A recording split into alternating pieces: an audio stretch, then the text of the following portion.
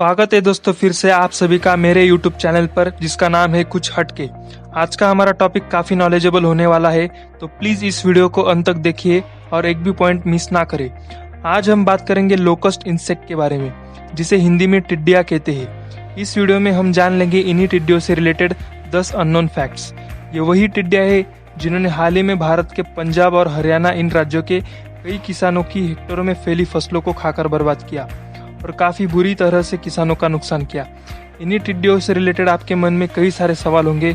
उन सारे सवालों का जवाब मैं आपको इस वीडियो में दूंगा, जिन्हें जानकर आप बहुत हैरान होंगे। तो चलिए शुरू करते हैं आज का वीडियो बिना किसी देरी के। पहला फैक्ट, पहले तो हम जान लेंगे कि ये इतनी सारी टिड्डियां भारत में आई कहां से और ये इतनी बड़ी मात्रा में फसलें क्यों खा रही है। दिसंबर 2019 में ईस्ट अफ्रीका में हुई तेज बारिश के कारण टिड्डियों के ब्रीडिंग के लिए परफेक्ट इन्वायरमेंटल कंडीशंस तैयार हुई और वहां उन्होंने बहुत बड़ी मात्रा में ब्रीडिंग की और फिर वहां तैयार हुआ झुंड ईस्ट अफ्रीका से सऊदी अरेबिया में आया और वहां से ईरान में आया, फिर पाकिस्तान से भारत तक पहुंचा। अब जान लेते हैं कि इतनी फसलें ये क्यों खा रही है। लोकस्ट ये एक ग्रासहॉपर और क्रिकेट की ही प्रजाति है, लेकिन थोड़ी अलग है। लोकस्ट के जीवन में 2 फेज होते हैं।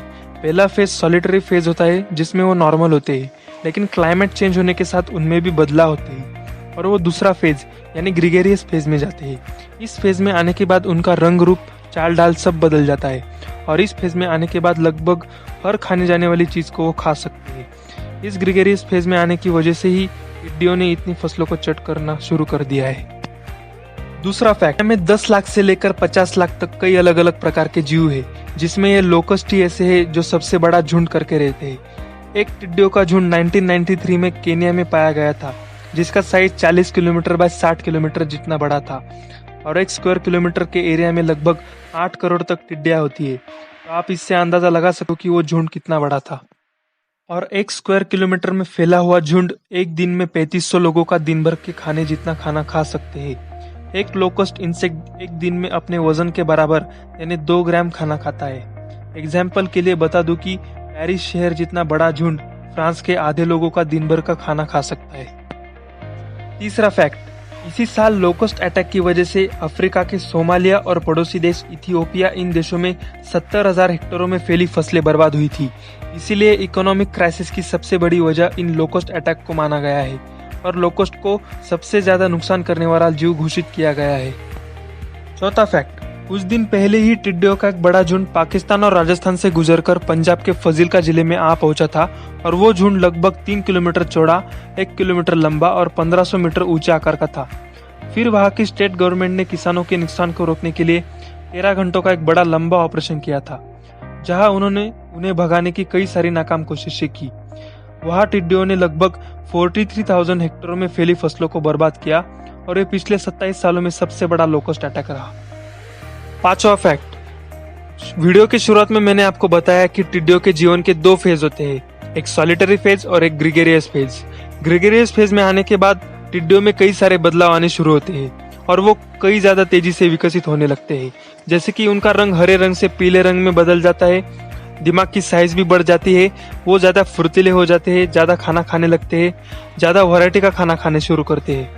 और हैरानी की बात यह है दोस्तों कि उनका ग्रीगेरियस फेज अपने लाइफ के किसी भी समय शुरू होता है और इस फेज में आने पर वो फूल, पत्ते, फल, सब्जियां यह सब खाना खा सकते हैं। छठा फैक्ट, एक डेजर्ट लोकस्ट 3 से लेकर 5 महीनों तक जिंदा रह सकता है और लोकस्ट का झुंड हवा के साथ एक दिन में 16 से 19 किलोमीटर प्रति घंटे की स्पीड से 150 किलोमीटर तक का सफर तय करता है। सॉलिटरी फेज के लोकस्ट रात में उड़ते हैं तो ग्रीगेरियस फेज के लोकस्ट दिन में उड़ना पसंद करते हैं।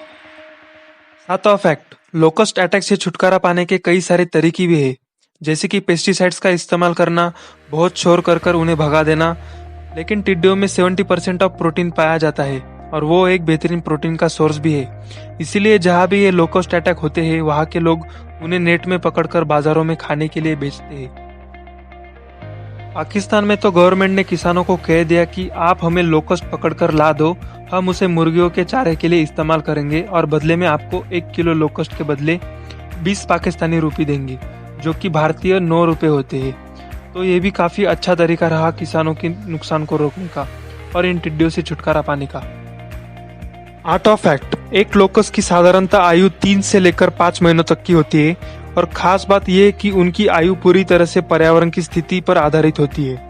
अपनी आयु के शुरुआती 2 से 3 हफ्तों में वो अंडों में ही रहते हैं और अगले 30-40 दिनों की स्टेज में वो पूरी तरह से विकसित हो जाते हैं और आखिरी पड़ाव यानी 3 से 5 महीनों के बीच वो अडल्ट और मैच्योर हो जाते हैं। इसी तरह से उनकी लाइफ साइकिल चलती है। नोवा फैक्ट, टिड्डियां जानवरों या इंसानों पर कभी हमले नहीं करते हैं, इसीलिए इनसे डरने की कोई बात नहीं है। और सबसे अच्छी बात यह है कि वो अपने सफर करने के दौरान इंसान को नुकसान पहुंच सके ऐसे किसी भी प्रकार के रोगों को नहीं फैलाते।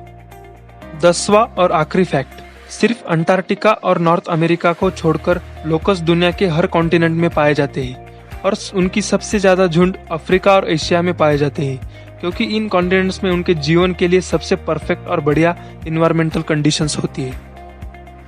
तो बस दोस्तों, आज की वीडियो में बस इतना ही। अगर ये वीडियो आपको इन्फॉर्मेटिव लगा हो तो जरूर लाइक करें और हमारी नई नई वीडियो की अपडेट्स जानने के लिए चैनल को जरूर सब्सक्राइब करें। तब तक के लिए गुड बाय।